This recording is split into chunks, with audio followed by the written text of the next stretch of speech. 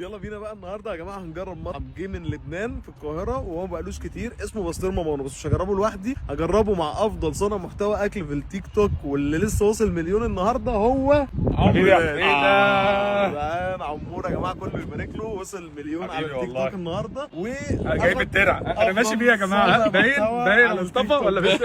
هنعمل بقى النهارده ريفيو مع بعض، بس كل واحد هيبقى لوحده. هنشوفه هو اوفر ريتد ولا اندر ريتد. وبقول لك ايه، ادخل لا بقول لك ايه، ادخل شوف.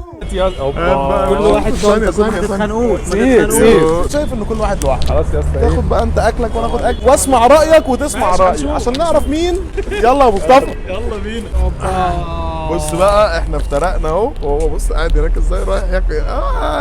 دعوه يا باشا، ماليش دعوه، انا اقول رايي وهو يقول رايه وندخل الاثنين في بعض. يلا بينا. تعال نجرب اول حاجه كده من بسطرمه مانو، وهل هو اوفر ريتد مانو ولا مش ولا اندر ريتد؟ ده سندوتش طماطم بالخيار المخلل. لا ده في بسطرمه، ده سندوتش بسطرمه سعره 60 جنيه، فتعالوا نشوف طعمه بقى. وتعالى نجرب اول سندوتش اللي هو اسمه اساسا.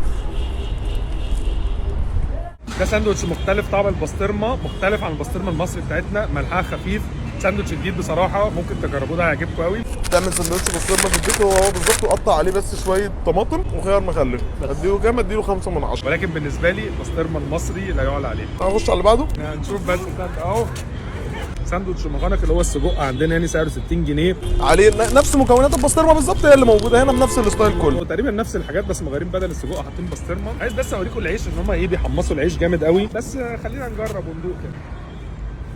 طعم السجق حلو، السجق بتاعهم حلو، ولكن حط فيه اي حاجه بس جوه يبقى طعمه حلو. ايوه بالظبط، الساندوتش دراي، يعني دلعني بس سنه. يتدلع سنه، دلعوا الساندوتش. اديله 8 من 10. نجرب بقى السندوتشات الثانيه اللي في الكيس دوت. ده سجق، سعر كام السجق؟ ده ب 50 جنيه.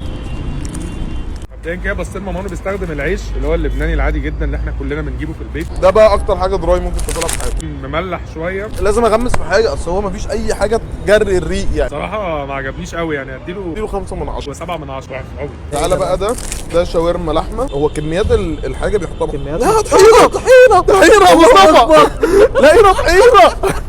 بقالي كتير بدور عليك. طحينه وطماطم وخيار مخلل وشاورما لحمه، الحمد لله في طحينه. سعره 55، حجمه صغير شويه على سعره. انا اي حاجه دخلت فيها صوص خلاص هي جرت الدنيا جوه. بلع. طعمه مش حلو خالص بصراحه، طعم اللحمه ضعيف شويه، تتبيله هاديه خالص. انا بالنسبه لي طعمه حلو، 7.5 من 10. شاورما الفراخ بقى بتاعتهم ناس كتير قوي حلوه، توميه يا باشا ومعاه بطاطس وشاورما فراخ، سعرها 45 جنيه، فده سعره مناسب، يعني حجمه كبير بصراحه. بس كميه الشاورما اللحمه كانت اكتر من الشاورما الفراخ شويه. ده جامد ده. هو لو حط التوميه دي مع المقانق او السجق تبقى حلوه. طعمه عجبني قوي مع بطاطس، ده ممكن اديله 8.5 9 من 10. ده انا هكمله، ارتبهم لك. لا استنى بقى حميده، الاوفر اول بقى هنعرفه هناخده ايه؟ مع عمرو الهادي صح؟ نعرفه بعدين. طب اوفر اول بقى يلا. ناخده مع بعض ونشوف راينا فيه. روح بقى مصطفى. اوبا. بصوا يا انا جماعه، والشفا يا اسطى. حبيبي لا ما جبتش حلو قوي يعني. يعني حاجات وحاجات يعني. هو يا جماعه فعلا محدش فينا والله العظيم يعرف راي التاني. انا والله لسه ما اعرفش انت قلت ايه وانا قلت ايه، فاهم؟ زي ما انتم شايفين.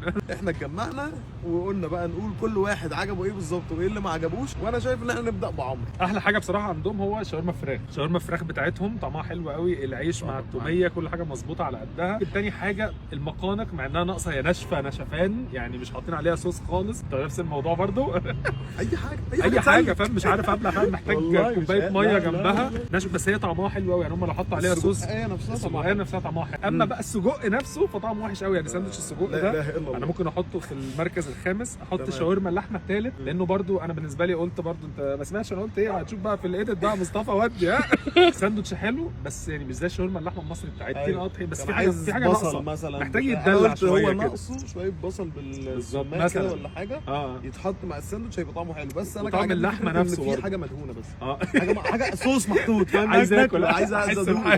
فانا ممكن شاورما اللحمه يكون ثالث، الرابع بالنسبه لي يكون البسطرمه، لان البسطرمه بتاعتهم حلوه بس يعني مش زي البسطرمه المصري ومملحه برضه، والخامس هو السجق بتاعهم لا مش حلو. انا بالنسبه لي 3 سندوتشات برضه عجبوني، بس انا ترتيبي شاورما فراخ، بعد كده يجي شاورما اللحمه.